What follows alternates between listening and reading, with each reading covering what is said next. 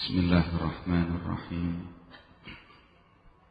Assalamualaikum warahmatullahi wabarakatuh.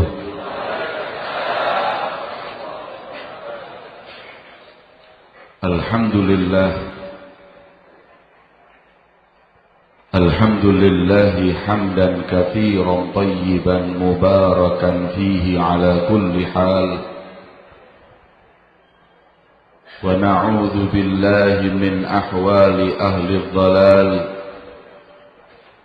ونصلي ونسلم ونبارك ونعظم على سيدنا وحبيبنا وشفيعنا ونور قلوبنا محمد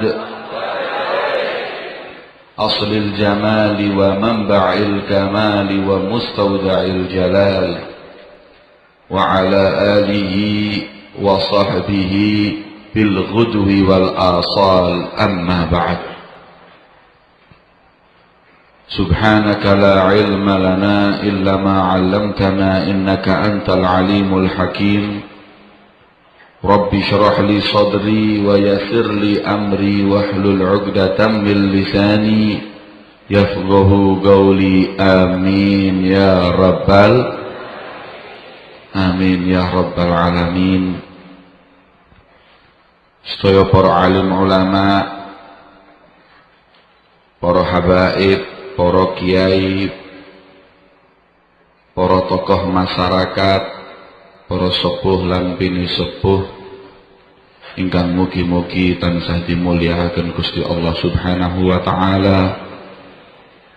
Wabil khusus dumateng panjenenganipun Kiai Haji Jamaluddin, mugi-mugi diparingi panjang umur, diparingi kesehatan, amin ya rabbal.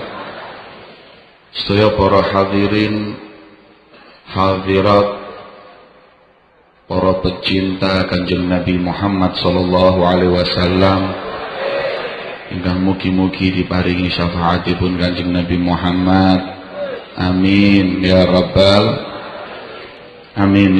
alamin. Alhamdulillah, di malam yang mulia ini kita sama-sama berkumpul memuliakan malam yang paling mulia,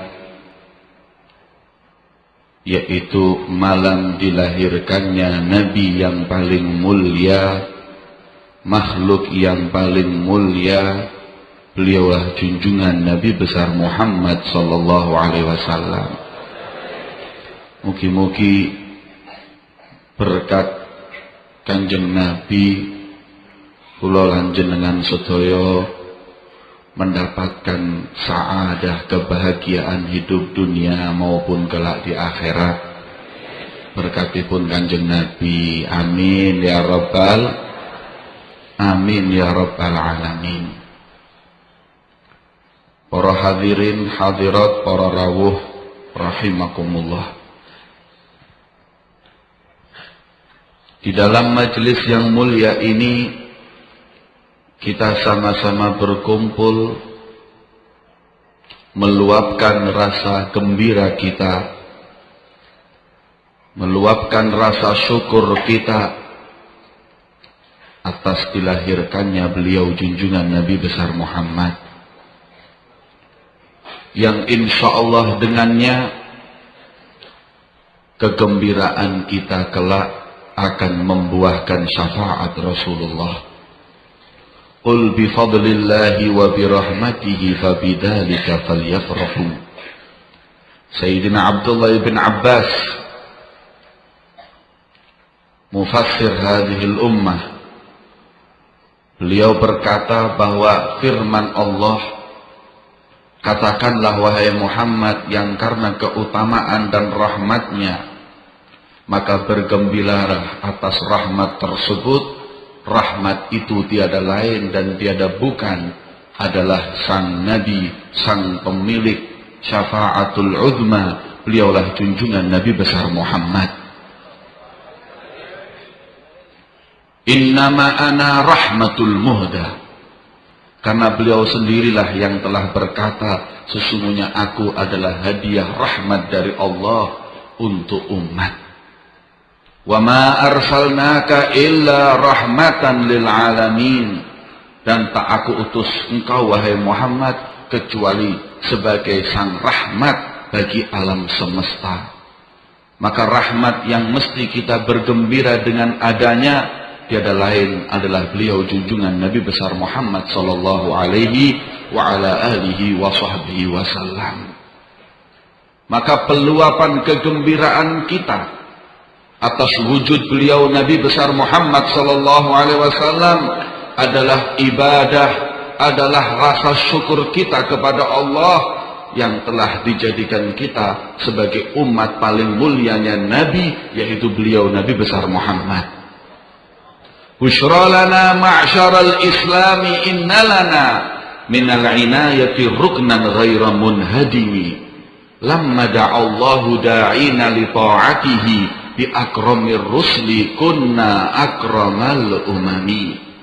Al-Imamul Busiri dalam burdahnya beliau mengatakan, sungguh kabar gembira untuk kita wahai umat, ketika yang ada di tengah-tengah kita paling afdalnya Rasul, maka kita pun menjadi paling afdalnya umat, tiada lain berkat beliau Nabi besar Muhammad sallallahu alaihi wasallam. Kuntum khaira ummatin ukhrijat linnas.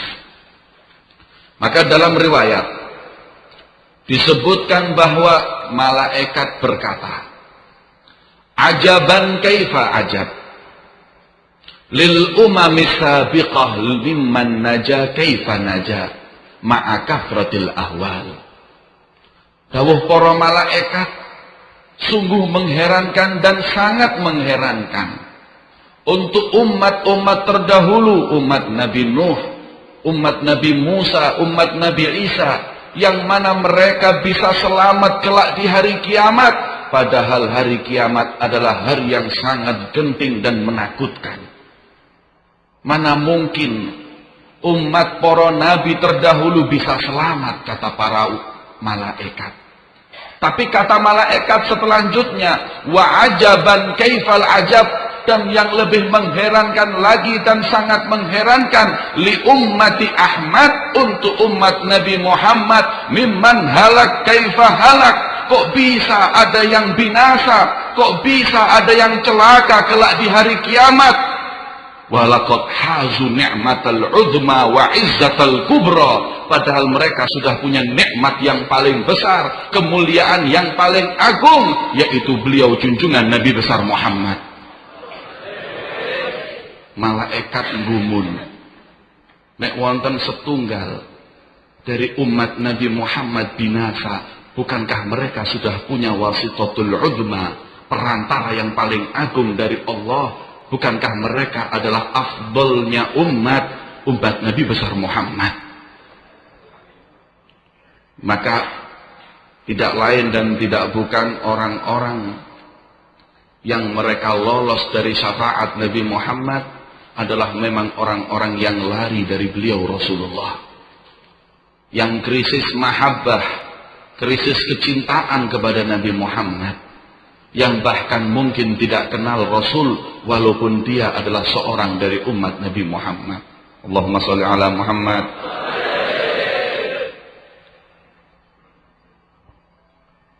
Kemuliaan yang datang di tengah-tengah kita ini semua tidak ada lain adalah berkat beliau Nabi Muhammad. Kenikmatan yang datang di tengah-tengah kita, nikmatul Islam, nikmatul iman, bahkan nikmat wujudina, tidak ada lain karena berkat beliau junjungan Nabi besar Muhammad.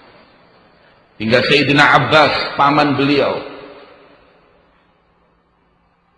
ketika menikmati zaman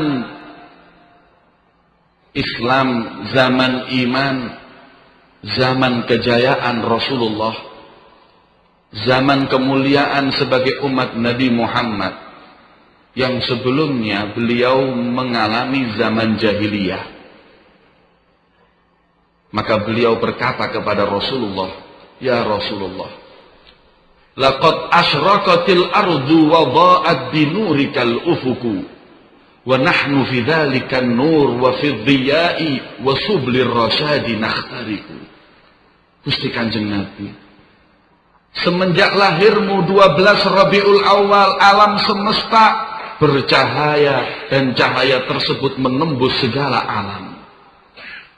Dan sampai detik ini, jalan hidayah yang kami jalani adalah hanyalah berkat lahirmu wahai Rasulullah. Maka itu ulama sepakat malam yang paling mulia untuk kita umat Nabi Muhammad adalah malam dilahirkannya beliau Rasulullah. Napa lebih mulia dari Lailatul Qadar? Nggih. Lebih mulia daripada malam nisfu Sya'ban? Iya. Lebih mulia dari malam 1 Rajab? Pasti. Lebih mulia dari segenap malam. Karena kalau tidak ada malam 12 Rabiul Awal, kita nggak kenal Lailatul Qadar. Kita nggak kenal malam nisfu Sya'ban. Kita nggak kenal semua malam, bahkan kecuali setelah datangnya 12 Rabiul Awal, malam dilahirkannya beliau junjungan Nabi besar Muhammad. Maka tepat kiranya apabila kita meluapkan kegembiraan kita di hari dilahirkannya Rasulullah. Maka sudah sewajibnya dan sepantasnya bagi kita yang mendapat kemuliaan dari Nabi Muhammad untuk meluapkan kegembiraan kita di malam dilahirkannya beliau Nabi Muhammad. Justru yang mengherankan, kalau umat Rasulullah sampai 12 Rabiul Awal berlalu, belum sekalipun pernah memperingati hari dilahirkannya Nabi Muhammad. Niki kebangetan. Khususnya sekarang kalau kita perhatikan, kebetulan 12 Rabiul Awal itu tepat kalau tidak salah di tengah-tengah bulan Februari. Maka ada 3 momen di Indonesia niki sing bareng. Yang pertama Imlek, yang kedua 14 Februari. Dinten napa niku, Pak? Ibu-ibu niku hafal Valentine. Dan yang ketiga Maulid Nabi. Tapi kalau kita perhatikan, toko-toko itu cuman ada diskon Valentine, diskon Imlek, diskon Maulid Nabi mboten wonten. Ini napa enggak nggumun kula? Negeri 90% muslimnya, Maulid hari yang paling mulia, kok justru malah enggak ada yang memeriahkan Maulid Nabi, kalau kok malah kaum muslimin memeriahkan Valentine. 14 Februari niku adalah matinya pendeta jenenge Valentine. Wong NU niki saking senenge hol, sakniki pendeta ya diholi 14 Februari. Anak-anak kita Masya Allah, kadang Rabiul Awal sampai berlalu nggak tanya kapan Maulid Kanjeng Nabi, tapi kalau 14 Februari nggak pakai tanya, mereka sudah menanti. Maka anak-anak kita sudah mulai krisis mahabbah, krisis kecintaan kepada junjungan Nabi besar Muhammad. Maka melalui momen Maulid Nabi seperti ini, monggo galakkan mahabbah kepada Rasulullah, galakkan kecintaan kepada beliau, jadikanlah beliau qudwah, tuntunan dalam kehidupan kita. Insyaallah yuhsyarul mar'u ma'aman ahab, kelak akan dikumpulkan kita, zuriyah kita, anak-anak kita dengan orang yang dia cintai, tiada lain adalah beliau junjungan Nabi besar Muhammad. Allahumma shalli ala Muhammad. Cintailah beliau Nabi Muhammad sebagaimana kecintaan para sahabat dan para tabi'in kepada beliau Nabi Muhammad. Kalau kita lihat dan kita saksikan kecintaan para sahabat dan anak-anak mereka kepada Nabi Muhammad, kita akan saksikan bahwa kita ini adalah orang-orang yang betul-betul sangat jauh dengan Nabi Muhammad. Rumah mereka yang terdengung adalah syama'il Rasulullah.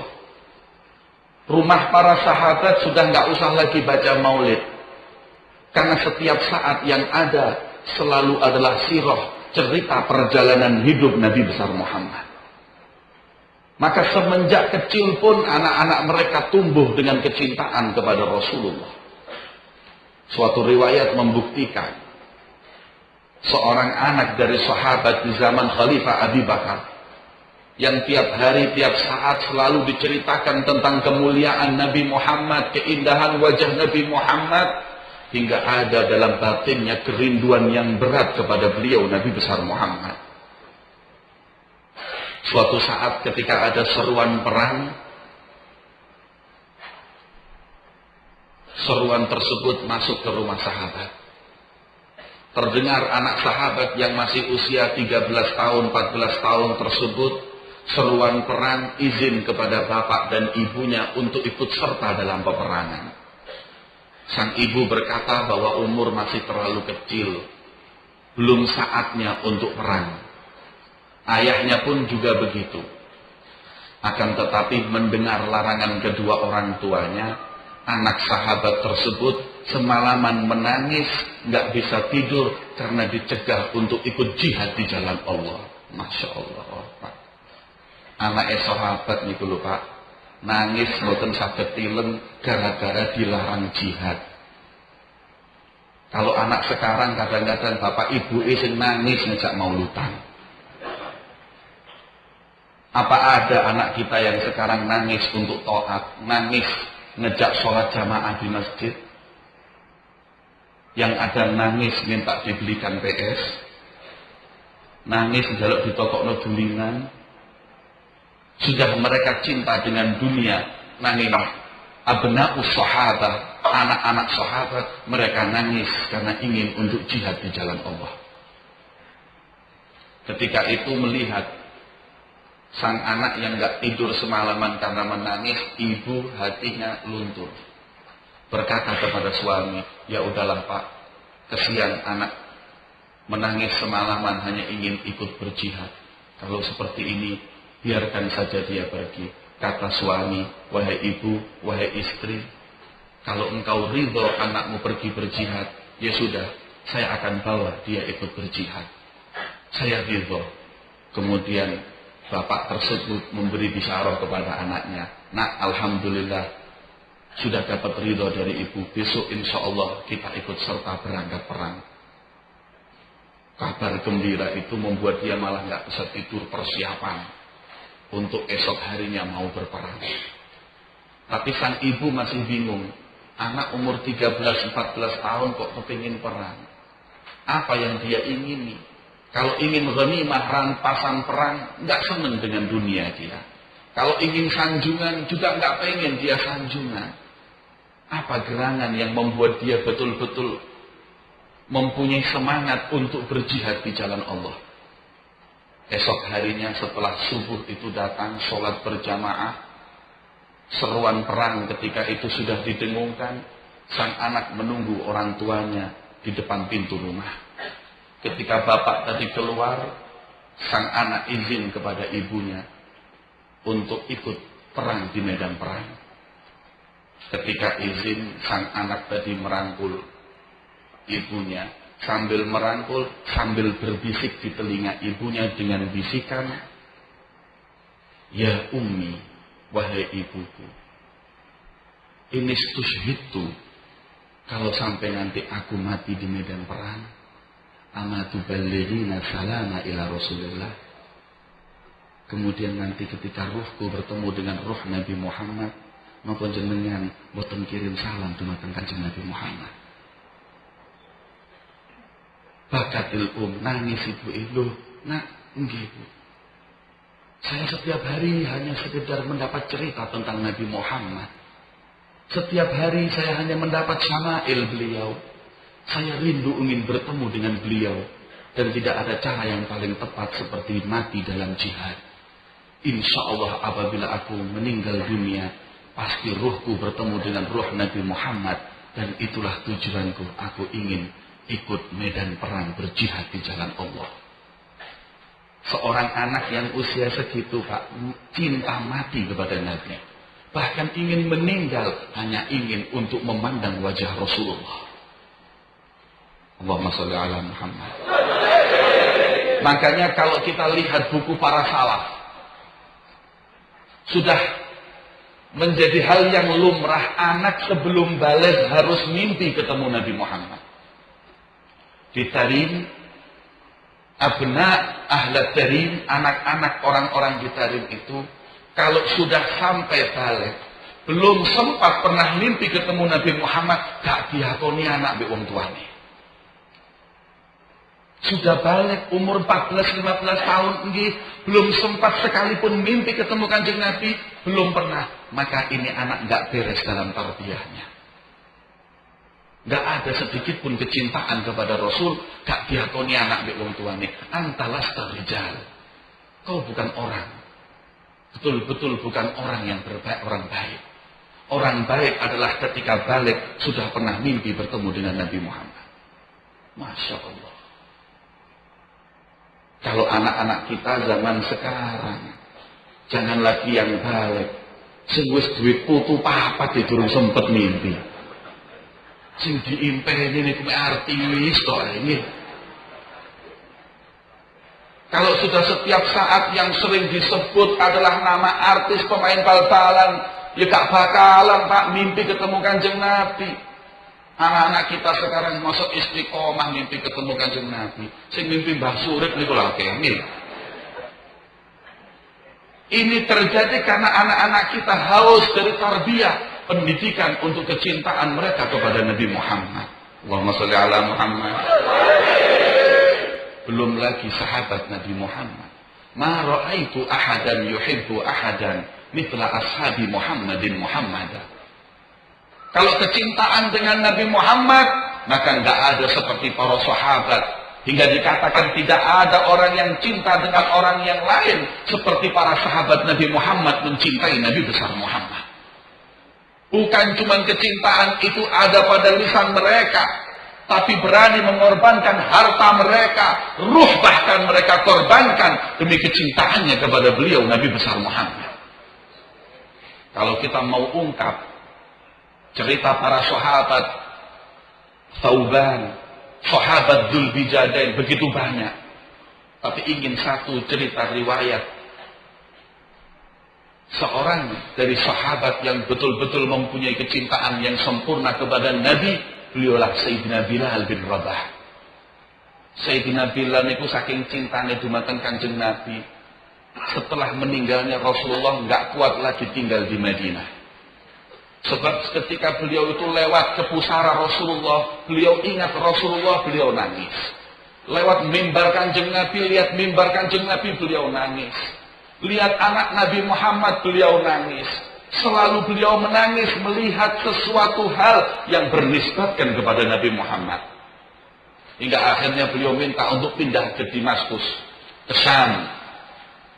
Beliau tinggal di sana sampai bertahun-tahun, sekitar lebih dari 10 tahun. Beliau bermimpi bertemu dengan Rasulullah. Dawuh Kanjeng Nabi, "Ma hadzal jafa ya Bilal?" Kerenggangan apa yang terjadi antara engkau dengan aku, wahai Bilal, sampai-sampai engkau gak pernah sekalipun berziarah ke dalam pusaraku. Ketika bangun dari mimpi tersebut, menangis Sayyidina Bilal. Minta maaf kepada Rasulullah. Maaf ya Rasulullah, saya bukan gak mau ke Madinah, saya bukan gak mau ziarah ke kubur jenengan, tapi saya ini gak kuat lihat Madinah itu selalu menangis, mengingatkan semua hal tersebut, mengingatkan kemuliaanmu ya Rasulullah. Tetapi karena itu perintah langsung, beliau Sayyidina Bilal mengemas, ambil barangnya, kemudian langsung berangkat dari Syam menuju kota Madinah. Sesampai di kota Madinah, para sahabat menyambut Sayyidina Bilal.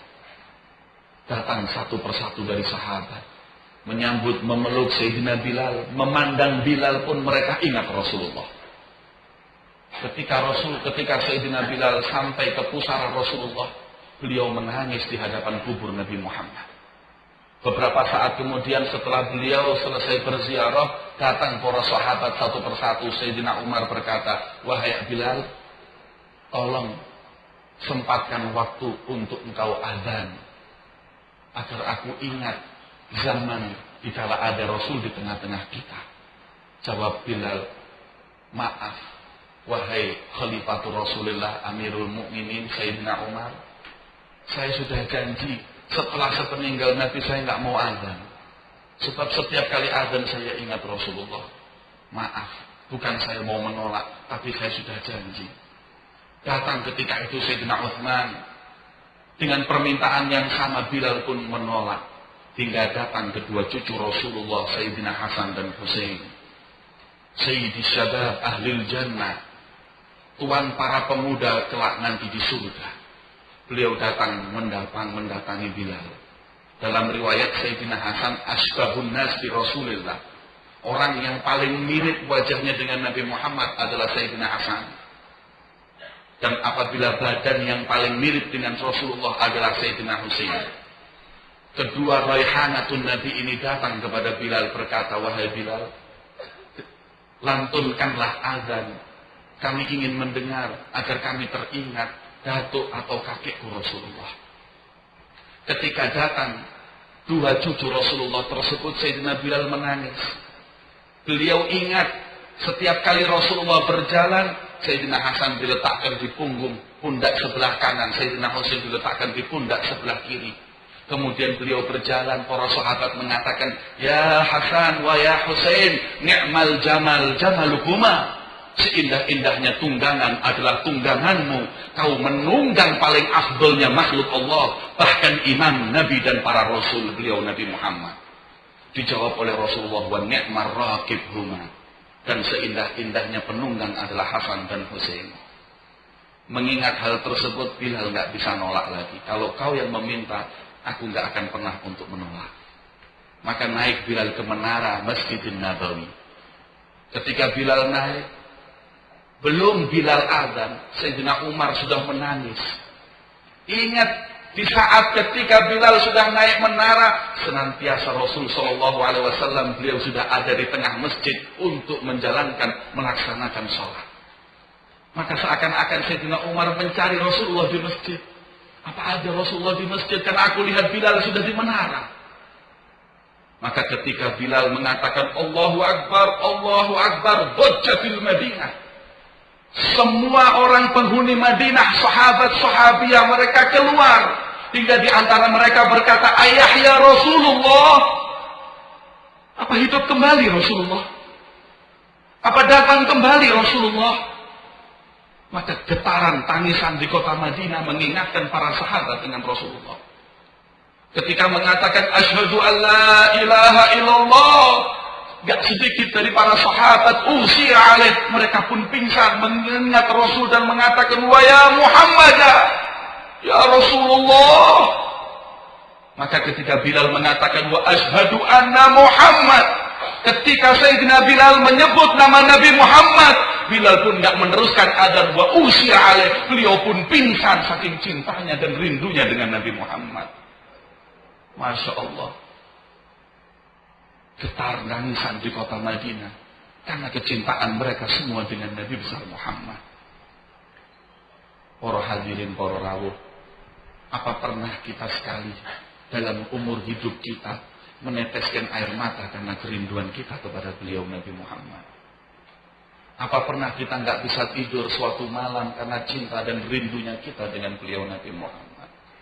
Kalau tidak, ingat perkataan Rasul kepada Bilal, ma hadzal jafa. Renggang antara kita dengan Nabi Muhammad. Kosong hati kita dari kecintaan beliau Nabi Muhammad. Kemana nur kanjeng Nabi Muhammad di hati kita? Yang para ulama mengatakan, lau ghaba anni nuru Muhammad walau lahdah ma a'adatu nafsi minal muslimin. Kalau sudah nur Nabi Muhammad hilang dari hati kami sudah bukan pantas untuk mengatakan orang muslim. Karena saking cintanya mereka dengan Nabi besar Muhammad. Allahumma sholli ala Muhammad. Para hadirin, para hadirat, para pecinta kanjeng Nabi Muhammad. Lan mugi-mugi dicintai kanjeng Nabi Muhammad. Wa ya syauqa li ahbabi. Dawuh kanjeng Nabi, alangkah rindunya aku dengan orang-orang yang mencintaiku. Sahabat berkata, alasna ahbabak ya Rasulullah, bukankah kami ini pencintamu? Qala Rasulullah, la bal antum ashabi. Bukan, kalian para sahabatku. Ahbabi, orang yang betul-betul cinta kepadaku. Qaumun ya'tuna min ba'dikum, kaum yang datang setelah kalian, yu'minuna bika imanikum walam yaruni, mereka adalah orang yang beriman seperti engkau beriman kepadaku wahai sahabat, tapi mereka belum pernah memandangku, belum punya kesempatan untuk memandangku. Aku rindu dengan mereka. Bukankah kita yang dirindui oleh Rasulullah? Bukankah itu yang dimaksud oleh Nabi adalah kita yang berkumpul di majelis mulia ini melantunkan sholawat, lantunan sholawat kepada Nabi besar Muhammad, syama'il Nabi Muhammad, peringatan hari lahirnya Muhammad. Bukankah kita yang dirindukan oleh Nabi Muhammad? Wa ya syauqa li ahbabi, mugi-mugi kerinduan kita kepada Nabi Muhammad dibalas dengan kerinduan beliau kepada kita dan dipertemukan kelak nanti di haud, di Telagal Kautsar bersama Nabi Muhammad. Amin ya rabbal.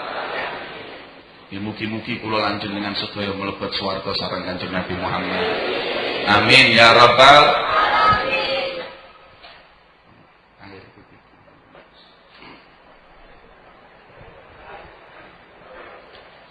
Saking enak ceramahe niku sampai kelalen banyu.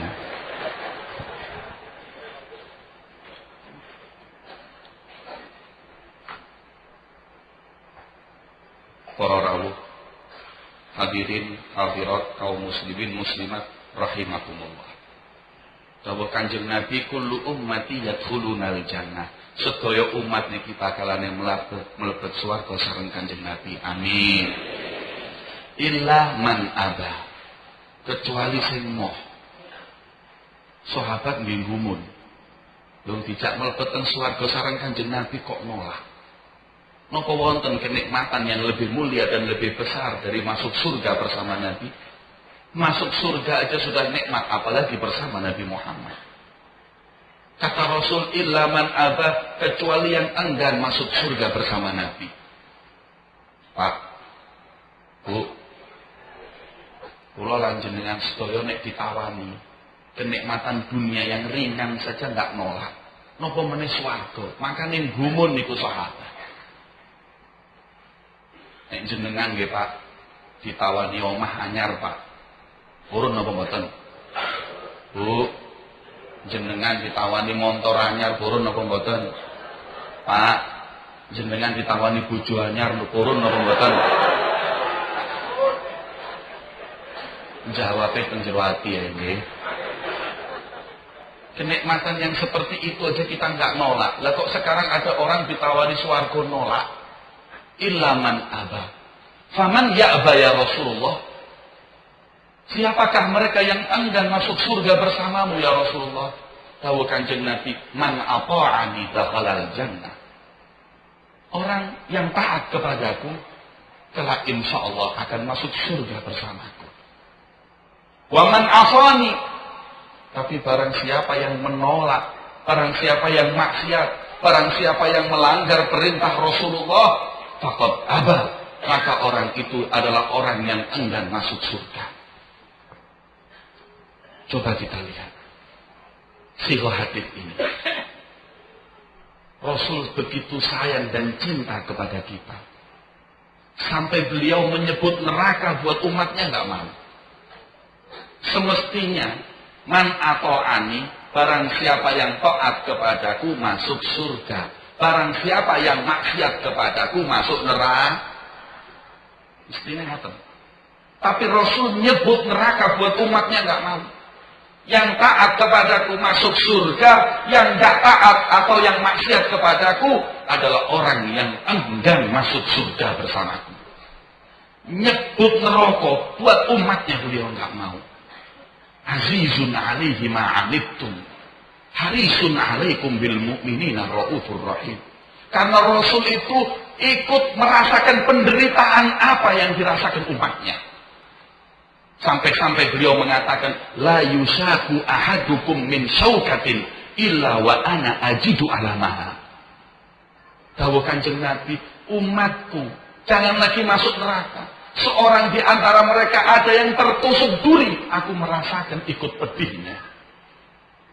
Itulah beliau Nabi besar Muhammad. Sayang, azizun alaihi ma'anittum, harisun alaikum.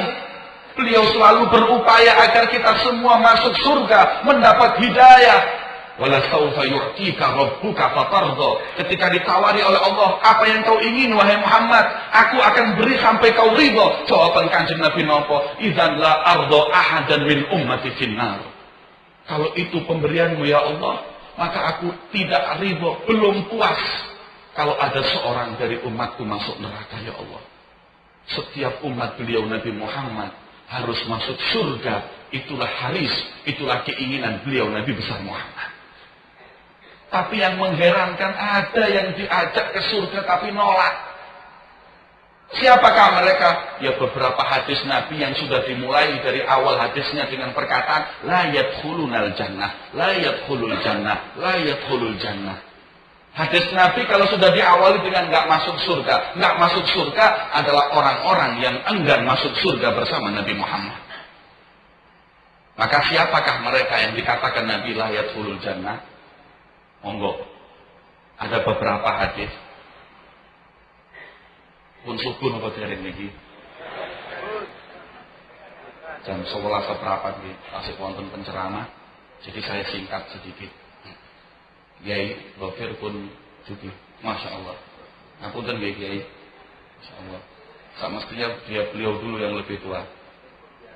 Nah, Masya Allah. Kiai kula partai tambahan mawon Kiai. Beliau Rasul selalu memulai hadis beliau dengan la yadkhulul jannah. Salatatun la yadkhulunal jannah, la yadkhulunal jannah.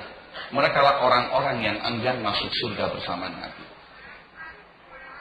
Siapakah mereka la yadkhulul jannah? Dawuh Kanjeng Nabi yang pertama, la yadkhulul jannata dayyus. Enggak akan masuk surga dayyus. Sinten dayyus niku? Dayyus itu ya dulure Gayus lho.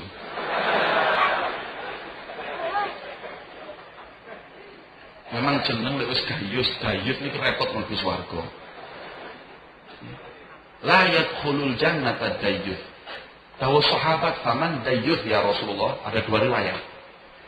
Yang pertama, wallazi aqarral khabath fi baitihi. Wa fi riwayah alladzi la yaghar inda man dakhala fi ahli. Intinya satu. Dayyus ialah para lelaki yang tidak mempunyai rasa cemburu dengan istri dan anaknya. Para suami yang tidak mempunyai rasa cemburu dengan istrinya. Para bapak yang membiarkan ada kotoran di rumah tangganya. Mereka lah orang-orang yang tak akan pernah masuk surga. Siapa dayyus? Dayyus adalah suami lihat istrinya telanjang nggak pakai jilbab dibiarkan, itu dayyus. Dayyus ialah suami yang melihat istrinya kadang-kadang jilbabannya rapet tapi celonone melok rapet misalnya. Niku dayyus. Para lelaki yang seperti itu nggak masuk surga. Siapa dayyus? Dayyus adalah para suami yang membiarkan istrinya naik ojek dengan lelaki yang bukan muhrimnya. Niku dayyus. Karena nggak punya rasa cemburu. Wong delok bojone, istrine ditumpakno ojek ambek wong lanang sing duduk muhrimi. Lah apa supir ojek ku tak ngerim ta? Lah nek ngerim terus ya apa itu? Kecuali tak nek bojo jenengan elek mboten napa-napa tumpak ojek.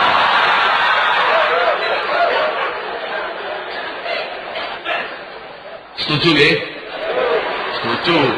Tapi nek Jombang nggih ada seorang istri naik ojek berarti istri sing eto. Suami kok bisa melihat istrinya naik ojek gitu loh, kula gumun. Nah naik ojek itu kan bukan kayak naik taksi terus pisah. Naik ojek ini kok bareng. Kok dibiarkan? Ini dayyus kata Rasulullah. Suami atau seorang bapak bisa melihat anaknya, kadang nggih bapake Masya Allah kopiahan putih. Ibunya nggih Masya Allah jilbaban. Tapi anaknya dibiarkan telanjang tanpa jilbab. Kadang umur wis 19 tahun, kelambine di 2 tahun wis digawe ya. Iku sing suk mending, wonten malih sing kaos kutange bapake ya digawe. Ada seperti itu, orang tuanya dayus kata Rasulullah. Coba kita lihat.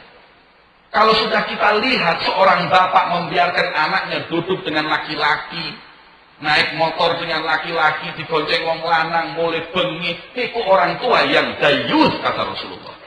Itu layatul jannah, nggak masuk surga. 2 hari yang lalu, Kiai, saya didatangi Kementerian Agama. Sensus pemerintah yang akhir dari Kementerian Agama yang dulu namanya KUA menyatakan bahwa di Indonesia hamil di luar nikah telah mencapai 60%. Dan ini karena ikhtilat, ini karena tabarrujat. Tiada lain, ini karena sudah laki perempuan kumpul. Mereka sudah nggak kenal lagi muhrim, apa maneh wong NU. Orang NU ini dulu paling kenal Joko Muhrim. Sampai Imam Sayyidi Kiai Haji Hasyim Asy'ari dalam kitab beliau Tanbihatul Wajibat liman yasna'al maulid bil munkarat disebutkan maulid itu halal, tapi kalau ada musiknya, tapi kalau ada ikhtilat laki perempuan campur itu menjadi haram, bahkan maulid pun haram. Maka apa yang terjadi di tengah-tengah kita? Kok sekarang menjadi hal yang biasa, lanang wedok sing duduk mahrome kadang ya salaman. Kemudian mulai lagi di antara mereka laki perempuan campur. Teman datang jam 11 malam ya dibiarkan. Mereka adalah dayus, orang tua yang fal'iyadzubillah nggak akan masuk surga. Gusti Kanjeng Nabi, beliau gelisah. Beliau sedih ketika lihat umatnya sudah seperti ini. Monggo.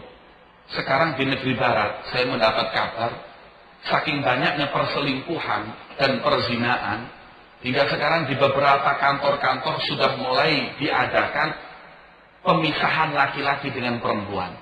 Dan diwajibkan untuk berbaju yang sopan. Mereka telat.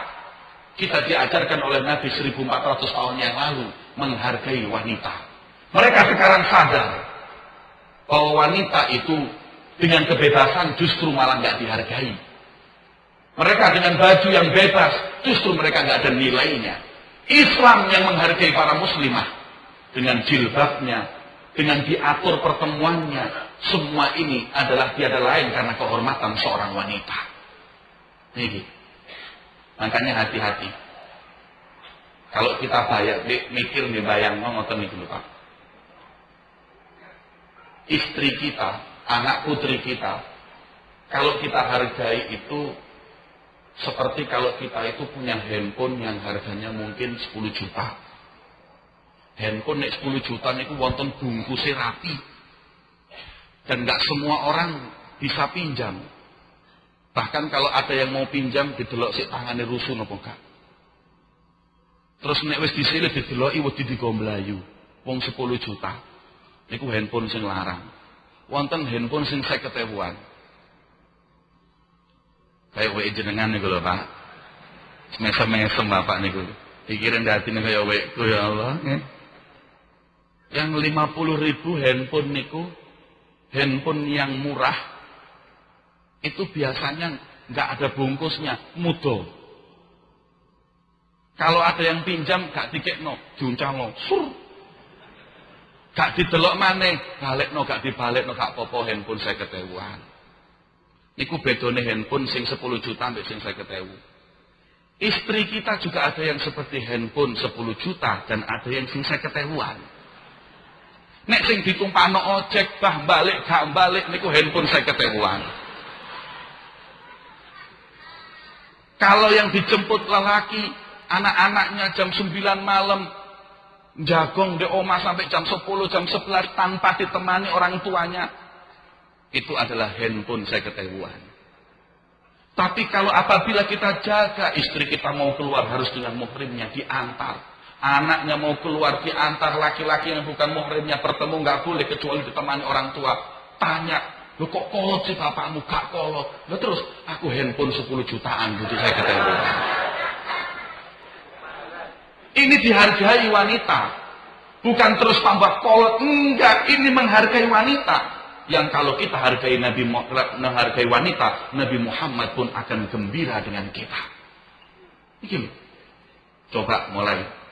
Zaman sekarang perzinaan sudah menjadi hal yang biasa sampai 60% hamil di luar nikah. Itu yang hamil 60%. Nah, sing sampai ke hamil itu tambah piro itu. Ini langsung kecekel nih, sing kepecuk 60. Yang enggak kena berapa? Subhanallah. Universitas di Malang disurvei, disensus, dicoba berapa orang, dipanggil 100 orang. Dari beberapa mereka mahasiswa yang masih perawan cuma 20%. Loh, ini tiada lain karena tabarrujat, pakaian yang enggak benar, pergaulan yang enggak dijaga di antara kita. Coba lihat, kalau anak-anak kita sudah mempunyai keberanian seperti ini, falqiyadzubillah, kita sebagai orang tua dikatakan oleh Nabi sang dayus yang enggak akan masuk surga. Tapi kalau lelaki ataupun wanita dijaga pergaulannya, bahkan punya iman dan takwa yang kuat, sampai ditawari oleh laki-laki atau perempuan hal-hal yang enggak benar, nolak karena Allah, Rasul menjamin sab'atun fi dhilli arshillah yauma la dhilla illa dhilluh, rajulun da'athu imra'atun dza mansabin wa jamalin faqala inni akhafullah.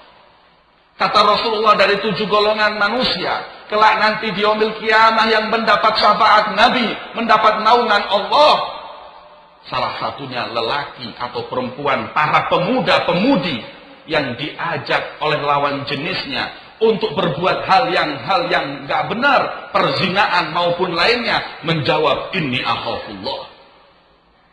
Kalau sudah anak-anak kita, Pak, biasa ngaji tenggaya Jamal, istiqomah, insya Allah iman itu kuat dan bisa mengatakan ini akhafullah. Nanging lek mboten nate ngaji, jawabannya bukan ini akhafullah napa, mubadzir nek ditolak. Laki-laki mengajak seorang perempuan, zaman sobin wa jamalin.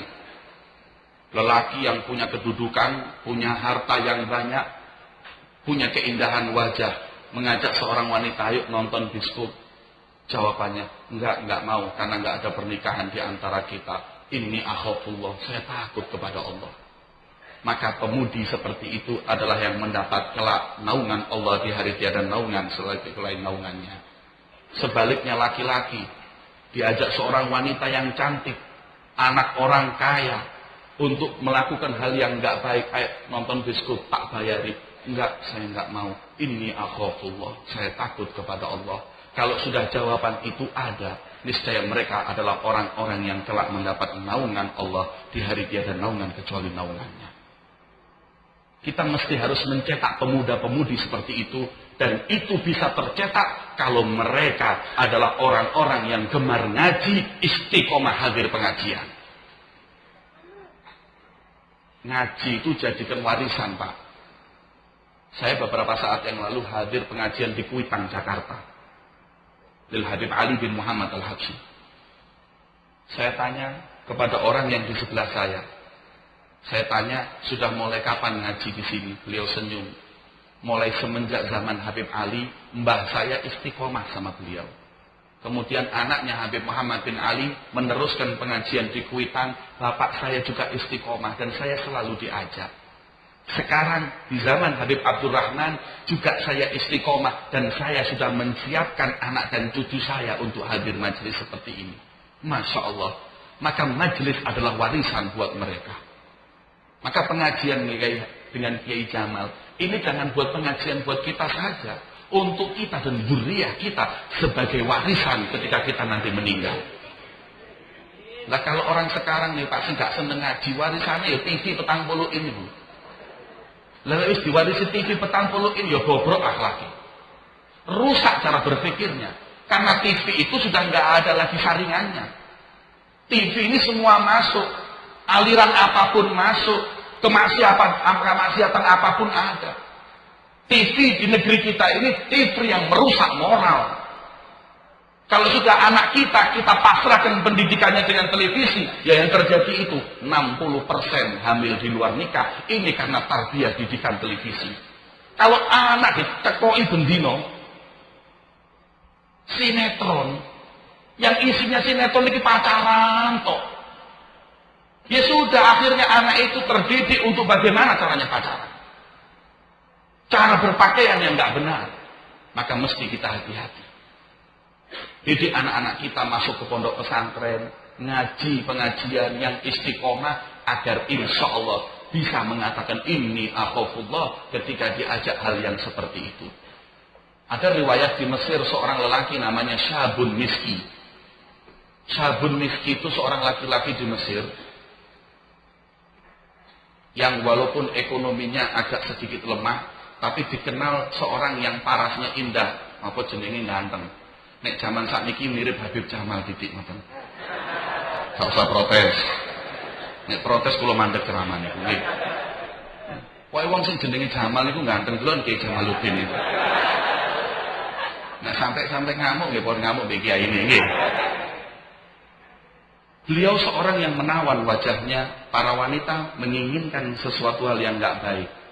Maka ada seorang wanita ketika itu memanggilnya untuk menerken rumah. Atapnya ada yang bocor.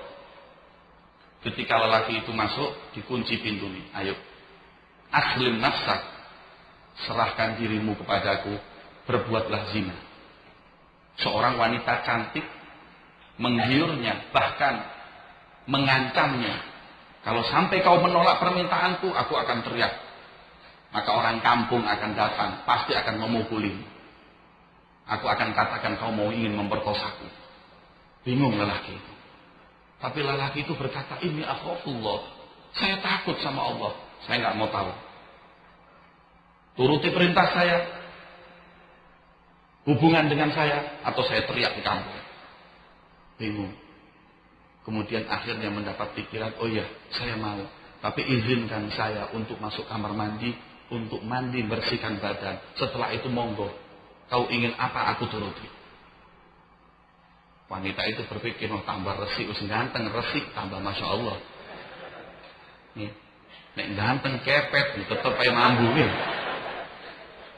Kemudian dia sudah masuk kamar mandi. Masuk kamar mandi, wanita itu siap-siap. Setiap masuk kamar mandi, dia buka bajunya, kemudian dia buang air besar. Setelah buang air besar, diambil buang air besar, dilulurkan ke badannya. Lulur herbal. Tanpa bahan pengawet, murni alami, body industri,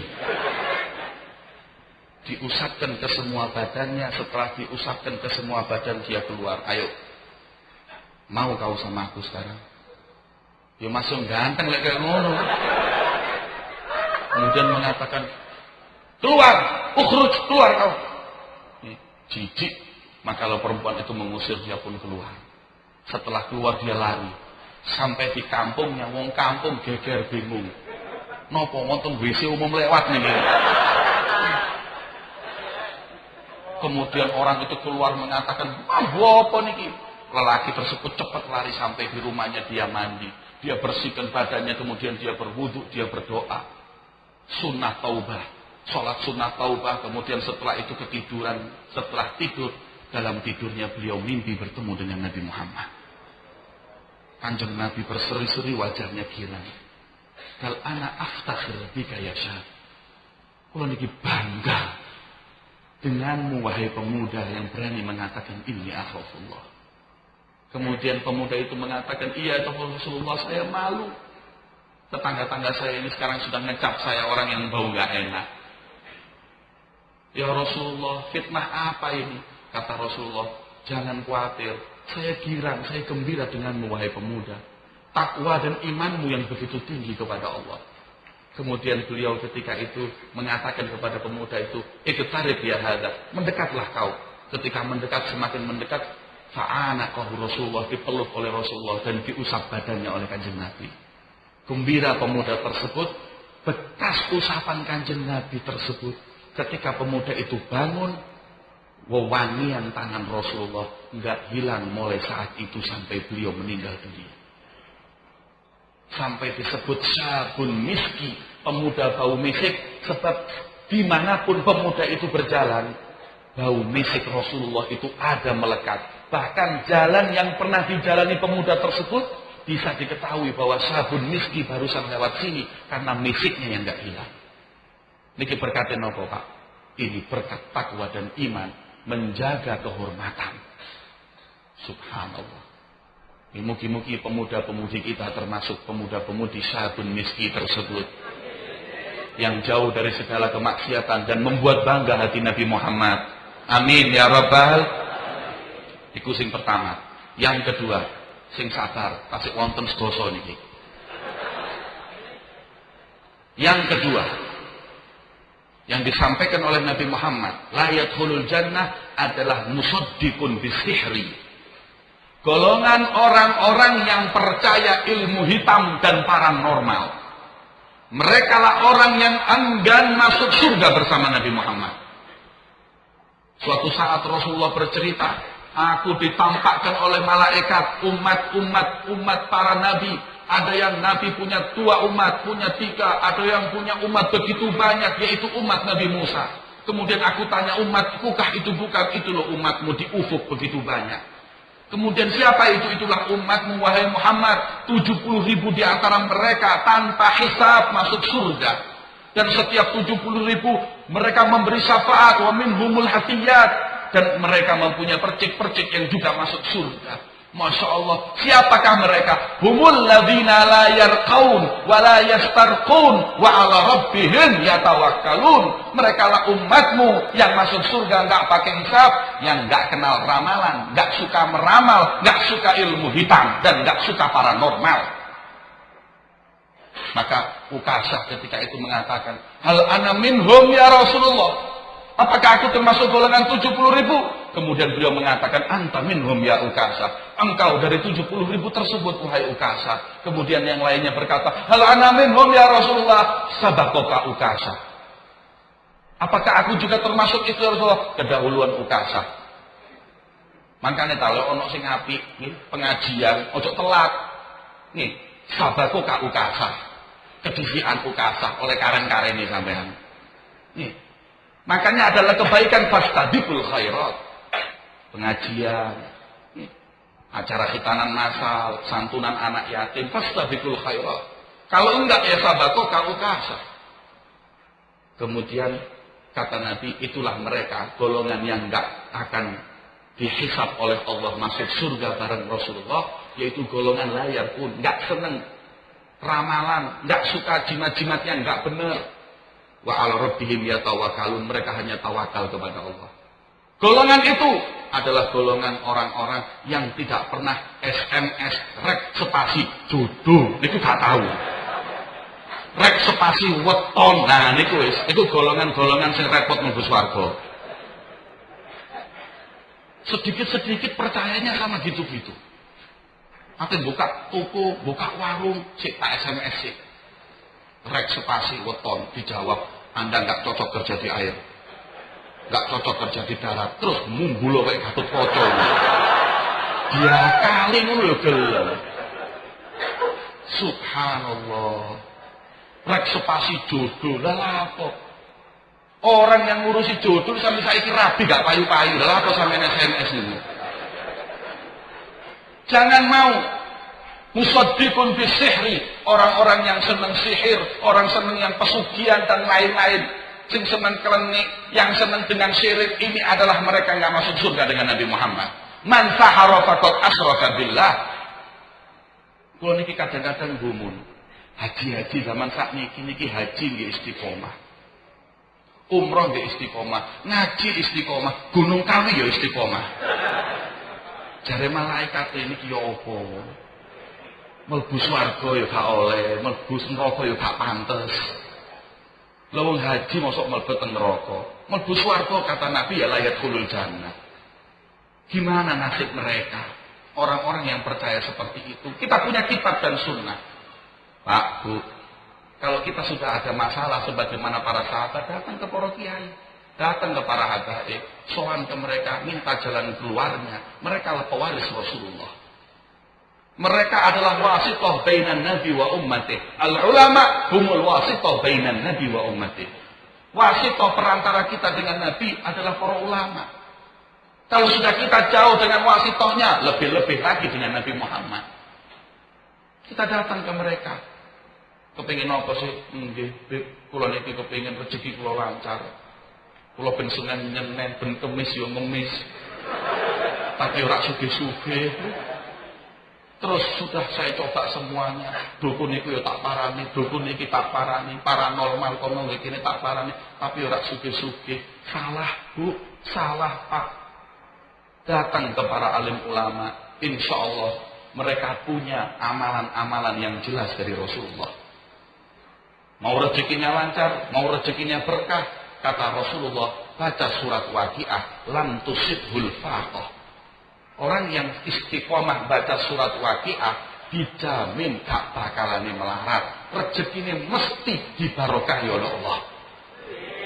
Niki janjine sinten sanes dukun, niki Kanjeng Nabi. Wa ma yantiqu 'anil hawa in huwa illa wahyun yuha. Janjine Kanjeng Nabi bukan dari hawa nafsu tapi dari wahyunya Allah. Nih, yang kepengin rezekinya lancar, baca surat Waqiah setelah sholat asar, jangan ditinggalkan. Insya Allah diberi rezeki yang lancar, diberi rezeki yang berkah. Amin ya rabbal. Nek jenengan Pak boten saged istiqomah mau surat Waqiah, yes minimal boleh bojo jenenge Waqiah.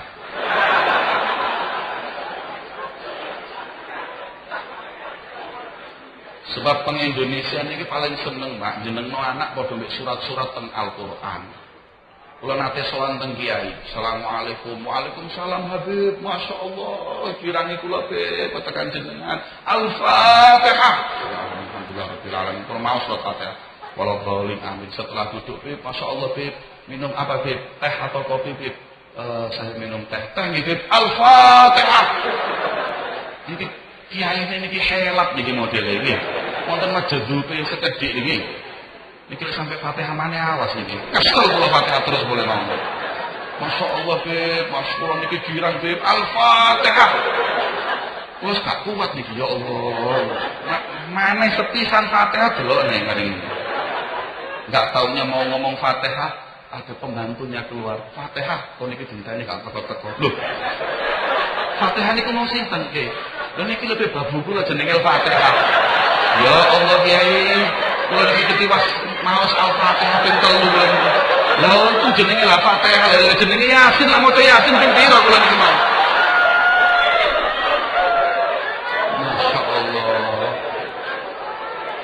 Mantap wis jeneng Al-Fatihah nggih Kiai. Sampeyan rubah mawon Kiai. Nggih mboten napa-napa grup napa jeneng Al-Baqarah. 2 juz setengah niku nggih, mantep niku. Masyaallah. Nggih. Baca surat Waqiah, insyaallah rezekine lancar. Amin ya rabbal. Semua ada. Mau yang rezekinya lancar, Allah memberikan jalan keluar melalui surat Al-Waqiah. Yang ingin apalagi nggih daripada reservasi jodoh. Nek wis reservasi jodoh disen, sen niku ngirim, dikirim, pulsa hilang, imane ya melok ilang. Terus gimana caranya? Wis. Dikasih bacaan oleh kiai. Napa? Teng Al-Qur'an, Rabbi inni lima anzalta ilayya min khairin syakir. Itu ayat yang biasa dibaca Nabi Musa. Ya, dibaca oleh para salaf kita. Kalau jodoh itu nggak datang, biasa dibaca Rabbi ini lima anzalta ilayya min khairil fakir. Insya Allah akan datang jodoh yang soleh maupun solehah. Amin. Dibaca 5.000 kali. Repot kepingin rapi, gak gelem kesel ini. Gak bondo pulsa gelem ini gratis ya mau. 5.000 kali dibaca. Nggih, niku amalan para salaf. Ada lagi yang saya diberi ijazah oleh guru saya Habib Salim bin Abdullah bin Umar Syatib. Beliau memberi ijazah ya Aliyu, nama Allah ya Aliyu dibaca 7.000 kali. Insya Allah akan datang jodohnya. Nggih Bu, anak sampean Bu, sing perawan niku Bu, suruh baca ya Ali, nek perlu sing buanter, minimal tanggane jenenge Ali lak moro kok nggih. Banyak amalan itu jelas yang saya dapat ya, dari seorang Masyayikhul Haram, Syekh Muhammad bin Ismail Yamani. Beliau memberi kepada saya dari ayah beliau Syekh Ismail amalan untuk insya Allah mendapat jodoh yang baik, khususnya para laki-laki. Setiap habis sholat baca Rabbana atina fid dunya hasanah 7 kali, 1 nafas, kemudian baru diteruskan wa fil akhirati hasanah wa qina adzabannar. Karena hasanatul dunya menurut Sayyidina Sa'id ibn al-Musayyib, beliau adalah mar'ah as-salihah. Itu dibaca. Ini kayak enak gampang. Enak jelas. Rabbana atina Quran. Ya Ali ismin min asma'illah. Rabbi ini Al-Quran. Itu jelas. Nah kalau mereka ngasih amalan-amalan yang nggak jelas, lah kalau sudah seperti itu bahaya, nggak aman iman kita. Jodoh, alhamdulillah, wonten wajahane rezeki, kepingin apa malih. Kadang-kadang Beb, saya kepingin punya zuriyah, sudah nikah lebih dari 8 tahun, tapi sampai detik ini belum diberi momongan. Itu amalan para salaf kita, membaca 41 Fatihah selama 41 hari. 41 Fatihah 41 hari dibaca setelah sholat qobliyatul fajr atau qobliyatul subuh, sebelum sholat subuh. 41 hari mutawaliyah dibaca, nggak boleh putus sekalipun, nggak boleh. 41 hari. Insya Allah, saya pernah memberi beberapa orang, semuanya alhamdulillah berhasil. 41 hari, insya Allah berkatipun Kanjeng Nabi, insya Allah diberi dzurriyyah turunan yang soleh. Amin ya rabbal. Cuman repot, subuhnya jam 8 mocone ini lho kapan? Kalau nggak bangun subuh loh, kok mau punya anak, sementing nggak punya anak, lah subuh gak tangi lah, anaknya lah zuhur gak tangi bang gini. Bapaknya subuh gak tangi, nopo meneh anak ini. Maka itu kalau kita baca itu semua, insya Allah kita akan diberi keturunan yang baik, yang soleh dan soleh. Amin ya rabbal, amin ya rabbal. Apalagi musaddiqun bisihri, orang yang percaya paranormal nggak bakal masuk surga. Nah ini umat Islam sampai MUI mengeluarkan fatwa bahwa 2012 tidak ada kiamat, itu adalah isu kebohongan. Buat apa MUI mengeluarkan fatwa kalau kita ini punya iman? Tapi karena resah dengan perkataan paranormal yang membimbangkan kaum muslimin. Ada apa kaum muslimin ini bimbang dengan perkataan paranormal? Ini ada apa? Lu jenenge paranormal, lu gak normal. Kok dipercaya? 2012 kiamat. Barusan kemarin perubahan. Bukan 2012, 2015. Kulo niki bingung, lho kiamat iso diundur padahal pilkada ya. Kok ada yang seperti ini? Terus umat Islam percaya. Ada seorang suami telepon, Beb, ngapunten Beb, kula badhe swantun jenengan, monggo wonten napa niki lho istri kula Beb. Pun tigang pinten mboten saged tilem. Lho sebab napa?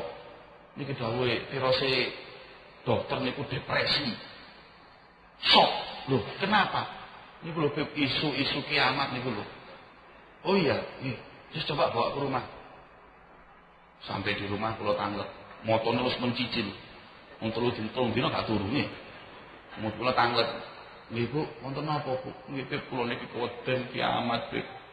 Lho, pun wonten kabar ta Bu Kiai kapan kiamat niku?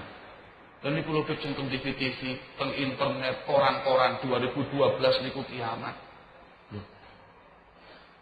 Terus sing sampe ngedeni kiamat niku napa? Yo kula tasih alit-alit Beb. Lah terus kiamat ngenteni anak sampai wis gede lho. Lo kita kan nggak tahu tuh kapan kiamat toh Bu. Masa kiamat sudah ada ketentuan? Lo Kanjeng Nabi itu ditanya oleh malaikat Jibril. Kata Jibril, mata sah. Kapan kiamat wahai Muhammad? Dijawab oleh Rasulullah, mal mas'ul anha bi'a'la minas sa'il. Engkau paling afdolnya malaikat, nggak tahu kapan kiamat. Dan aku paling afdolnya Rasul, nggak tahu juga kapan kiamat. Loh mama lo kan kok iso kiamat itu kok.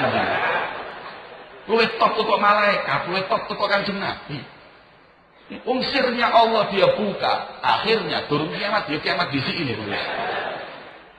Lah sampean kok percaya sih itu Bu, paranormal? Lah ya takut. Saya terangkan kiamat nggak ada yang tahu Bu. Yang ada hanya amaratiha, tanda-tanda kiamat itu loh baru ada. Tapi kalau kiamat nggak ada yang tahu, ya Beb saya takut sudah nggak usah takut. Oh Bu, kapan kiamat itu ini? Sing wedi kiamat lho wong sing sugih-sugih to Bu.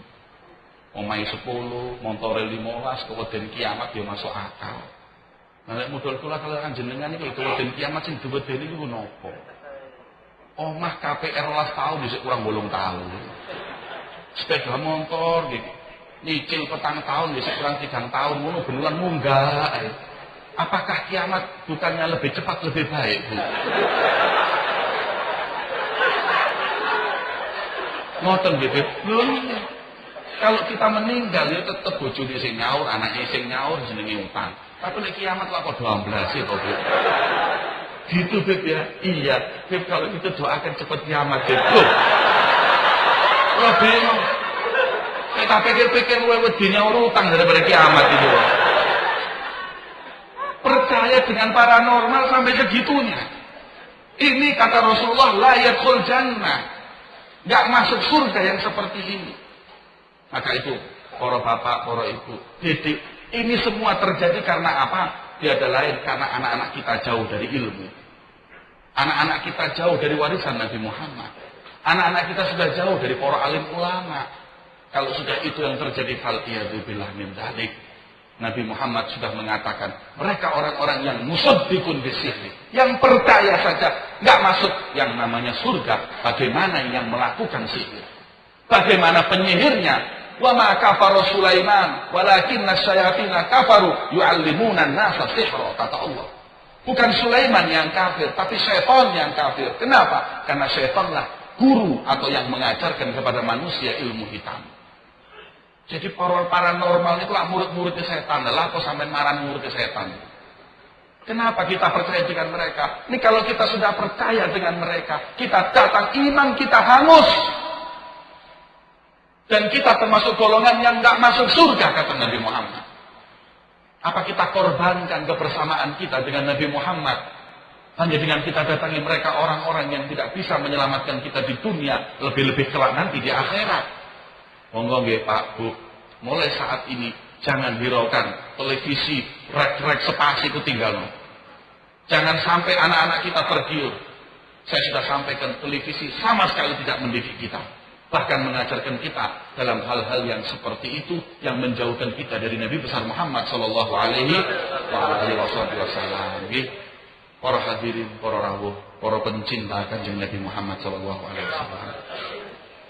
Mugi-mugi kula panjenengan sedaya ingkang rawuh teng majelis menika termasuk dalam orang-orang album orang pencinta Nabi Muhammad dan yang dicintai oleh Rasulullah sallallahu alaihi wasallam. Kita berharap agar Allah Subhanahu wa taala menjauhkan kita dari segala bentuk kemaksiatan. Dijauhkan Allah Subhanahu wa taala dari bentuk kesyirikan dan segala hal yang di situ ada kemurkaan Allah Subhanahu wa taala. Mugi-mugi kula lan jenengan sedaya ditambah keimanan kepada Allah, ditambah kecintaan dumateng Kanjeng Nabi Muhammad sallallahu alaihi wasallam. Semoga majelis ini adalah majelis yang membuat gembira Rasulullah. Majelis yang membuat girang hatinya Kanjeng Nabi Muhammad. Majelis yang kelak nanti majelis ini, perkumpulan kita ini akan dikumpulkan kembali bersama Nabi Muhammad. Wa huwa radin anna, dan Kanjeng Nabi senyum ketika itu kepada kita. Dan saat itu kita dipersilahkan untuk minum di telaga Rasulullah. Amin ya rabbal alamin. Niki permintaan kita di majelis yang mulia ini ya Allah.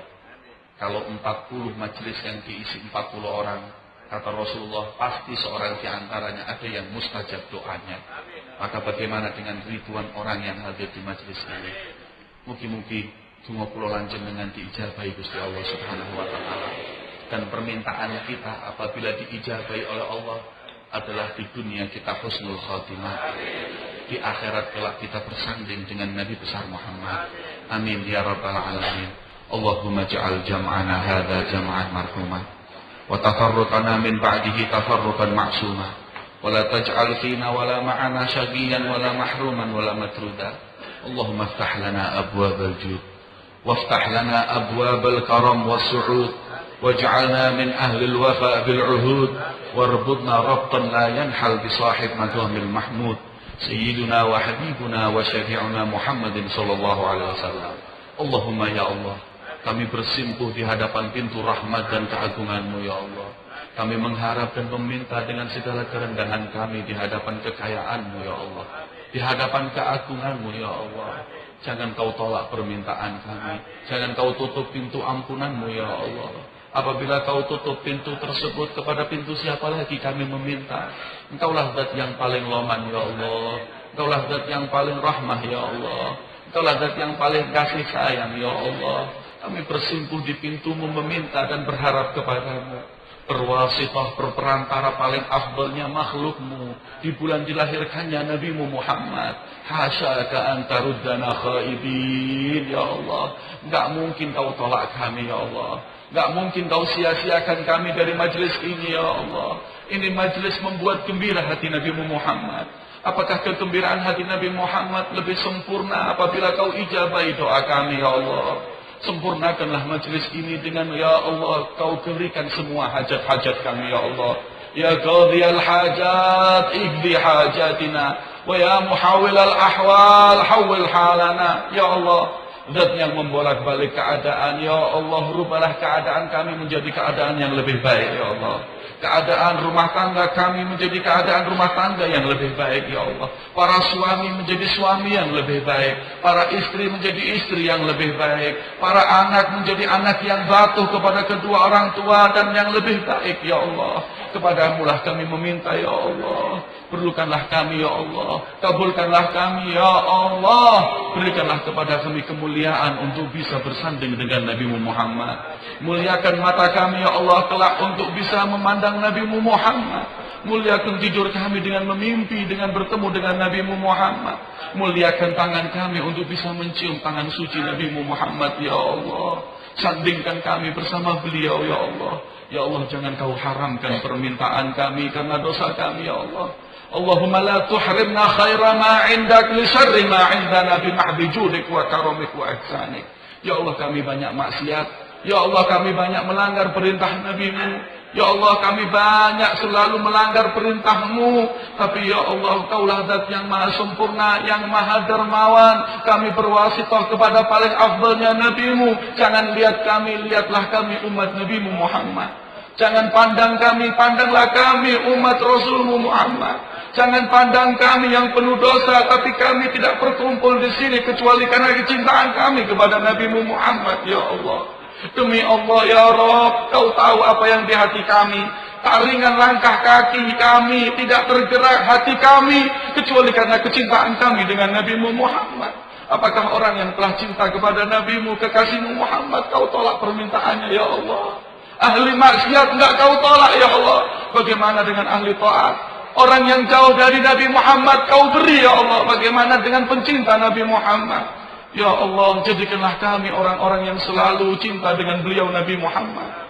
Jangan cinta pada keluarga beliau Nabi Muhammad, para sahabat Nabi Muhammad, para penerus perjuangan Nabi Muhammad, para ulama, para aulia, para kiai ya Allah. Tumbuhkan dari hati kami kecintaan kepada mereka, orang-orang yang dicintai Nabi Muhammad. Ya Allah, urzukna wal hadirin kullahum husnul khatimah ya Allah. Tutuplah kehidupan kami dengan husnul khatimah. Jadikan sakratul maut kami kelak pandangan kami adalah wajah Nabi-Mu Muhammad. Hingga pedihnya sakratul maut tidak akan kami rasakan ya Allah. Ketika kami telah dalam kubur, muliakan kami dengan sambutan beliau Nabi Muhammad. Ketika kelak nanti di yaumil mahsyar ya Allah, jangan pisahkan kami di barisan Nabi Muhammad. Bahkan ketika masuk surga ya Allah, jangan jauhkanlah kami dengan Nabi Muhammad, karena cinta kami bersama beliau Nabi Muhammad. Rabbana atina fid dunya hasanah wa fil akhirati hasanah wa qina adzabannar. Rabbana zalamna anfusana wa in lam taghfir lana wa tarhamna lanakunanna minal khasirin. Wa sallallahu ala sayyidina Muhammad wa ala alihi wa sahbihi sayyidina Muhammad. Alhamdulillahi rabbil alamin. Bisirril Fatihah.